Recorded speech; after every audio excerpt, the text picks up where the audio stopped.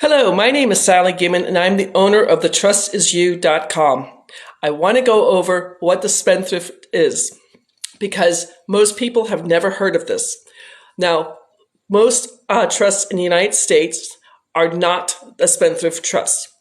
97% of the trusts out there are only designed so that you don't have to go through probate or go in front of a judge. That's what my mom and dad had, and that's exactly what Susie Orman talks about on the TV. This spendthrift trust is completely different. This spendthrift trust is going to help you in 3 separate ways. Number 1, it's going to save you federal taxes. Who doesn't want to save federal taxes? It's a wonderful thing to do that. Number 2, it's going to keep your information 100% private.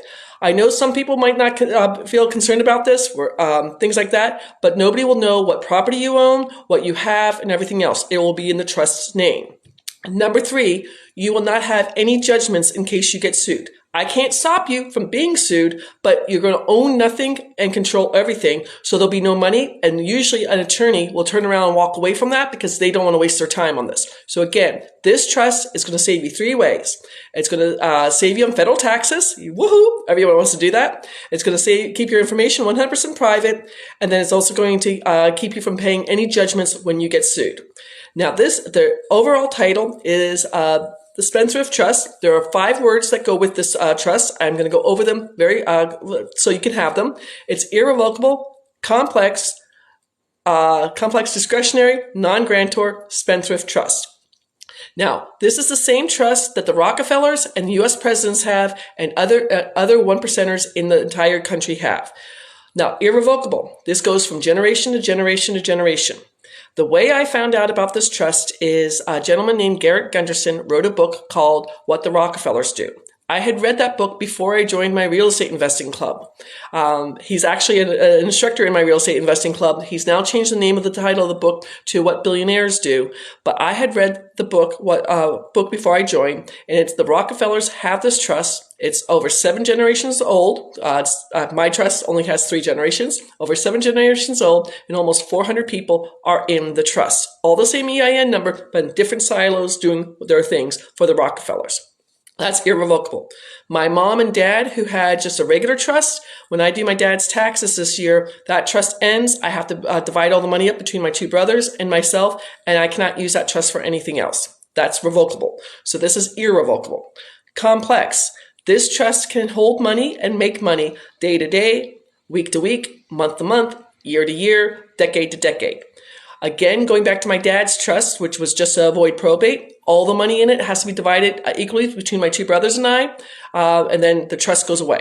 I got to do his taxes. It's now April. I haven't done them yet, so shame on Sally. So that's irrevocable, complex, discretionary. Whoever is a trustee or trustees can make the rules for all the beneficiaries. I am the trustee for my family trust. I have not made any rules for this. I do have a couple. Both of them are trustees. They have 5 apartment buildings. Their daughter lives in one of the apartments rent-free. I wish I had that. I wish I could do that. Unfortunately, she's involved in drugs and alcohol. So mom and dad have decided she has to do 4 random drug tests a month and must pass those drug tests to stay living in Los Angeles rent-free. So the daughter sued mom and dad, took them to court, and the judge saw the paperwork and he goes, honey, you have a decision to make. Either you take the 4 random drug tests and live rent-free, or move out and pay for rent. Guess who's doing the drug tests right now? So that's irrevocable, complex, discretionary. Number 4, non-grantor. This is not difficult, but people get jammed up on this quite a bit. Non-grantor means that somebody who is not a beneficiary and someone who you does not know your business, that doesn't know if you're investing or if you're doing MLM or affiliate marketing. You will need their social security number, and they will sign up and sign away from the trust. It's a packet of paper that they just have to use their signatures. I personally used a family friend. Roy knew me before I was born. At the time, he was 87 years old. I took him out to lunch. He had to sign his name 17 times. I shouldn't have used Roy. He had arthritis of his hands, and for him to sign his name 17 times, it was difficult. Worst case scenario, if you don't have someone to do this for you, I could do it for you, or a representative from the law firm can do it for you free of charge. It's not a major thing to deal with. It's rather simple, but it jams up people quite a bit. So irrevocable, complex, discretionary, non-grantor, and the fifth element is spendthrift. This has gone in front of the U.S. Supreme Court twice. Both times it's been looked on favorably. The spendthrift can enter any contract. It can do business on its own behalf and do everything else. This is a legal patented trust, and it is in the IRS Tax Code. If you want to research this, the IRS Tax Code is 643B like boy. 643B like boy. Now, most accountants, I'm not making fun of accountants. I'm dyslexic. You don't want me looking at numbers. Numbers transpose themselves all the time for me. So most accountants are only in the 300 to 400 tax code. That's what they learned at in college, and that's what they're filing for everything. This trust is way up here for the 1%ers of the world. 1%ers of the United States, I should say. 1%ers of the United States. So I'm trying to teach this to as many people as possible because I went down the rabbit hole and I want you guys to learn from me and, save money. Here's my story. Back in July of 2020, I took down the deal of the week in my real estate group. It was a bank-owned reverse mortgage. The woman had passed away 3 years earlier. The bank needed to get off their books. I bought it for $20,000. Woohoo! $20,000 house in Rocky Mount, North Carolina. I've been there. I've looked at it. $20,000 house. It was going to go to auction. The set price was at $50,000. So I was going to make $30,000. Yay, Sally! Making $30,000. Now I'm a real estate investor, and I knew it was going to be short-term capital gains, which are 23.8%. I knew I was going to pay over $7,100 for that deal. This is why I went down the rabbit hole. Please remember, it was July of 2020. It's the middle of COVID and nothing was happening. So I took the time to research this. So I found the trust. I talked to the private law firm that has the trust, explained to them what I was looking at doing. And what I had to do was 2 bill of sales. Very simple. I actually Googled them and downloaded them from Google. I went from my LLC. One bill of sale was from my LLC to me for $1. And the second bill of sale was from me to the trust for $1. I drove to my bank. I got them notarized. I had to scan them on my computer, and I sent them to the attorney in Raleigh, North Carolina. I have to explain to you, I was living in Phoenix, Arizona at the time that I was doing this. So Phoenix to Raleigh. Next day, the attorney calls me and he goes, I need the first page of your trust so we can do this paperwork. I'm like, okay, no big deal. I scanned that, sent it off to him by email. That was it.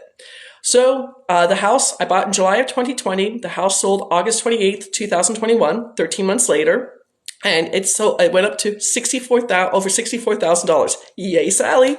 I made over $44,000 on that one transaction deal. Even better, because it was in the trust, I saved over $15,000 for that one real estate transaction.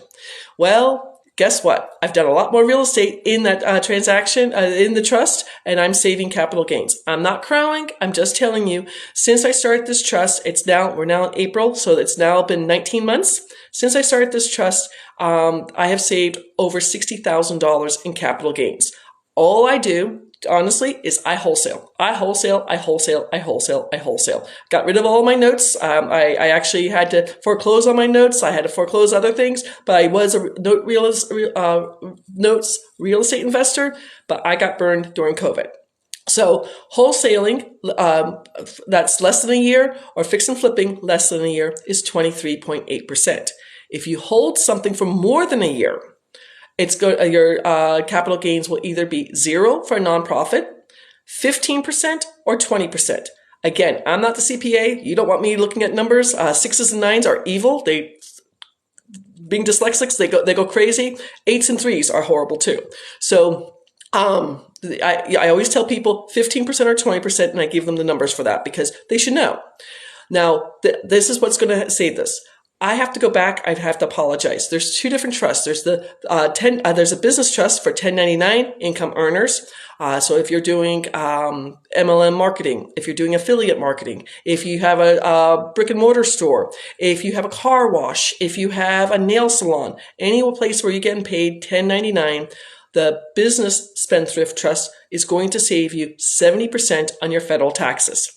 Up to 70% on your federal taxes. That's a lot of money for some people. So again, if we can help you with that, that's a business trust. I run 3 businesses out of my business trust. saving money that way for everything there. Now, the beneficial trust, this is what I'm talking about now. The beneficial trust is going to save you 5 separate ways for all investors. The beneficial trust is going to stop you from paying capital gains, interest income, dividend income, rental rolls, and royalties year after year after year after year. So again, I'm doing short-term things. I do bank-owned homes and I wholesale them. I have stopped several auctions, done things like that. That's short-term, 23.8%. Long-term is going to be 15 or 20%. You won't have to pay them. I just sent out an email to a bunch of business brokers to say I can help their clients save them quite a bit of money when they're selling their businesses. I just helped somebody March 15th sell a 42-year-old family restaurant in Kentucky. They sold it for everything in there, all the food, all the equipment, all the recipes, that they sold it as is for $3 million. Do you realize that family, he's 69, she's 68, Jim, who was the chef, he is saving $450,000 at 15%. $450,000 at 15%. If he gets charged at 20%, it would be $600,000. Back on March 15th, I saw a phone, a number came through. I didn't have it in my phone. Usually don't answer it, but I knew it was a Tennessee number. Picked up the phone, and it was his wife, crying happy tears. She didn't know how much they were saving. She joked that she's going to go contact the Lottery Dream Home guy, and he's going to find them a 2-bedroom, 2-bath condo in Florida between $450,000 and $600,000. So that's what happens when you sell a business. It could be car washes, it could be a cafe, it could be nail salons, it could be theirs was a restaurant. So I just sent out an email to 124 business brokers who are friends of mine or were connected on LinkedIn. I'm having a fantastic week talking to some really interesting people, helping them save money. The business broker is going to get a JV agreement, $600 for a referral. And then the person selling the business is going to save 15% to 20% of the sale price in capital gains. That's a lot of money, $450,000 or $600,000. Now, interest income, dividend income, and rental rolls. I can't tell you how much you're getting charged in taxes. It's going to be between 10% to 37%, and there's 7 different layers in between. So you're going to have to look at your 2021 taxes or your 2022 taxes to figure this out. But interest income, this is for anyone who's a FOREX investor. You FOREX investors, I have to tell you this, you get taxed 2 ways, interest income and capital gains. So you all need this spendthrift trust. I used to be a note investor. I was a mortgage on the house. People paid me money up until COVID. That's why I'm no longer a note investor. People paid me money. I was being charged interest income because I had the mortgage. Interest income, I have a client who does the BRRRR strategy. Buy, rehab, refinance, redo, and repeat. He found out, I'm not trying to make fun of him, he's a great guy. He had 85 houses in Texas. He kept going to his CPA year after year after year saying, why am I paying so much in taxes? And CPA said to him, you're buying too many houses too quickly. A friend introduced us, and he is saving $135,000 a year in interest income.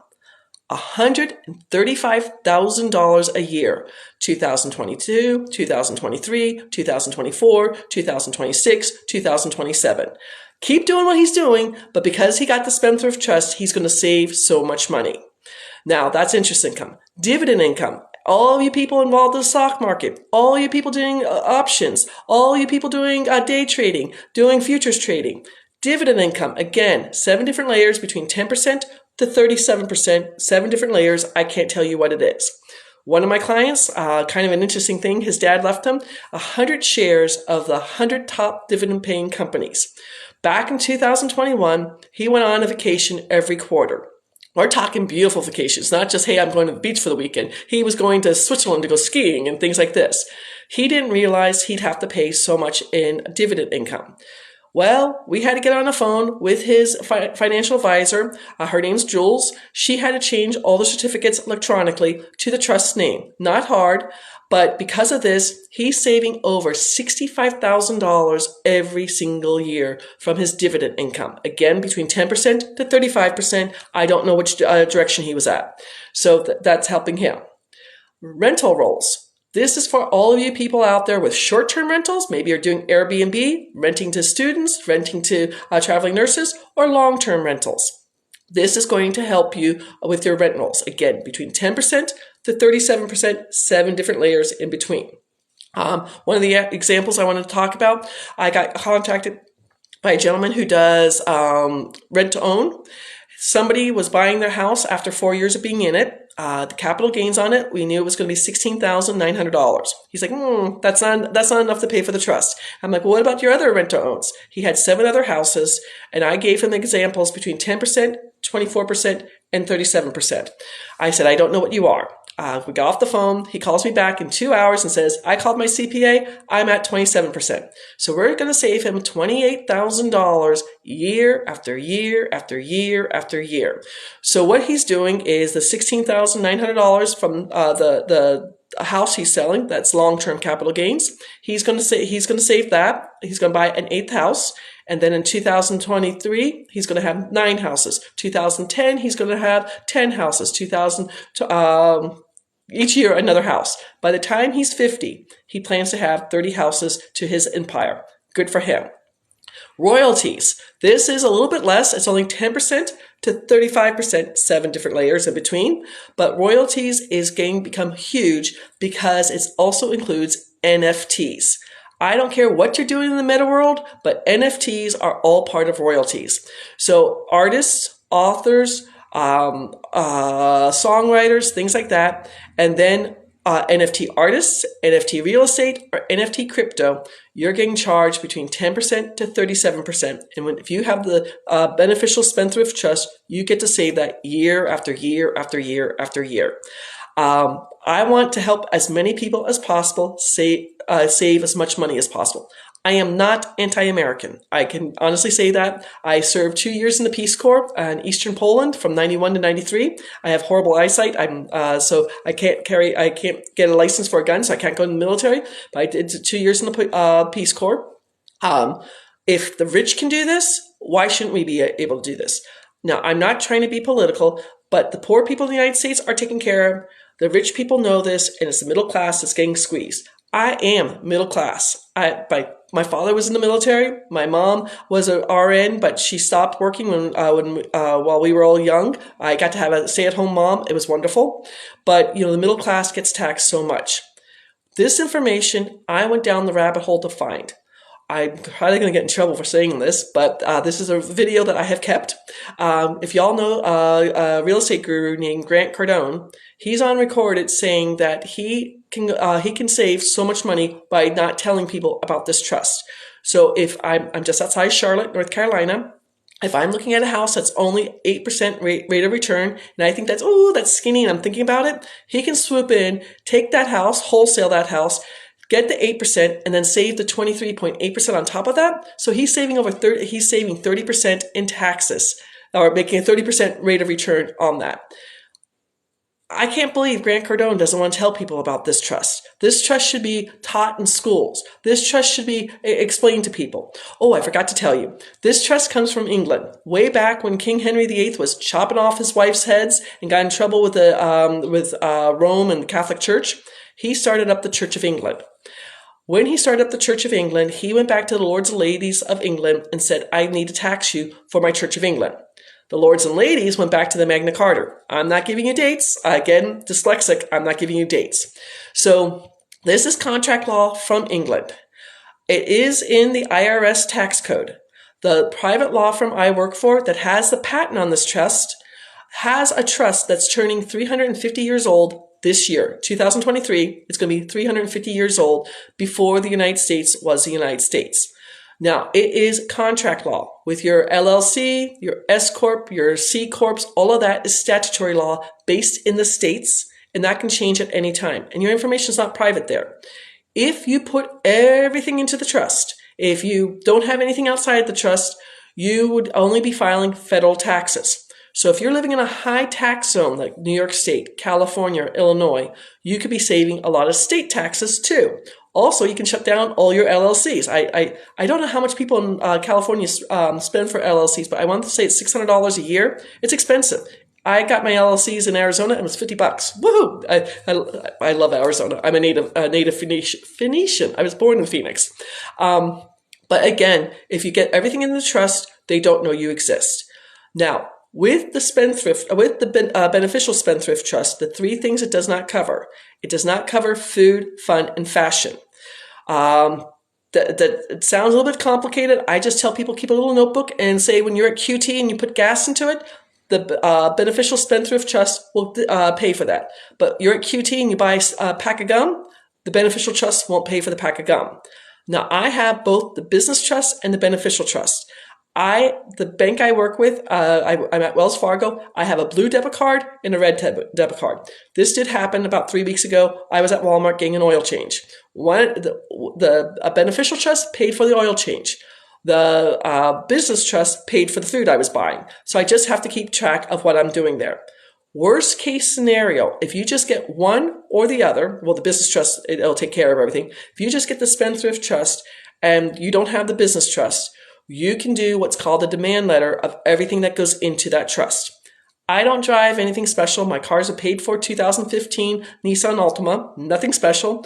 When I moved from Arizona to North Carolina, when I got my license plate in North Carolina, I took my trust book to the DMV. I don't think they call it the DMV here. I don't know what they call it here. I put the car into the trust. So the trust owns the car. The trust pays for the auto insurance. The trust pays for the gasoline. The trust paid for, I failed the inspection because I have dimples in my windshield, little cracks in my windshield. It had to pay for that. Now, when I put it into the trust, the blue book value of my car was $12,000. I could do a demand letter up to $12,000 for my food, fun, and fashion because that's in the trust. If someone puts their house in here, in their trust, let's say a house is worth $300,000, you can do a demand letter up to $300,000. So it's not difficult. You just have to keep track of a little bit of paperwork. There are a few steps to do this, but if you're saving a ton of money, wouldn't you do a whole lot to save a ton of money? Again, this is the trust. I'm going to be honest, one trust, either the business trust or the beneficial trust. One trust would be $20,500. That does come with an entire team helping you get everything into the trust. It also comes with a retainer for a CPA to file your 1041. Your first 1041 is filed free of charge. And then the CPAs we work with know how to file the trust, and they will work with your CPA if you like, whatever happens there. Now, if you get both trusts, the business trust and the beneficial trust like I did, because I do have businesses I run through there. I'm an affiliate marketer in 4 different businesses. Actually, now might be 5. I just joined something last night. 5 different businesses. If both trusts, it would be $37,000. One-time payment, that's it. One-time payment. I know it's expensive, but I've already saved over $60,000 in capital gains. The trust has paid for itself, and I do real estate here in North Carolina. The reason I moved here to North Carolina is they have a strange rule called the upset bid, where something goes to auction, then somebody can walk in 10 days, either 10 business days or 10 calendar days, and upset the bid, $750 more. In 2022, I did 8 of these houses. And I just wholesaled them. I wholesaled them to somebody else saying, hey, take this off my hand. Right now, I just finished doing one on March 30th, and I've got 2 more going to end in April 30th. So this is why I'm wholesaling here in North Carolina. If you need to reach out to me, my name is Sally Gimmon. The last name is G-I-M like Mary, O-N like Nancy. The website is thetrustisyou.com, Y-O-U. thetrustisyou.com, and my new podcast. I've got 14 episodes out, and I got 3 more in the can. My new podcast is Stop Paying Capital Gains Now. It's not just capital gains. It's federal taxes for 1099 income people. That's the business trust. Capital gains, interest income, dividend income, rental rolls, and royalties for the beneficial trust.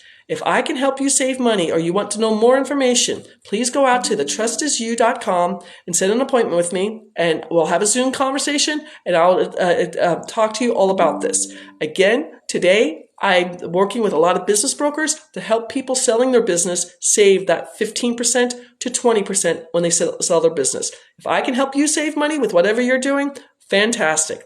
Today is Good Friday. I hope everybody has a beautiful Easter, a beautiful Passover, and I want to say thank you for joining me on TikTok today. Have a beautiful day. Bye-bye.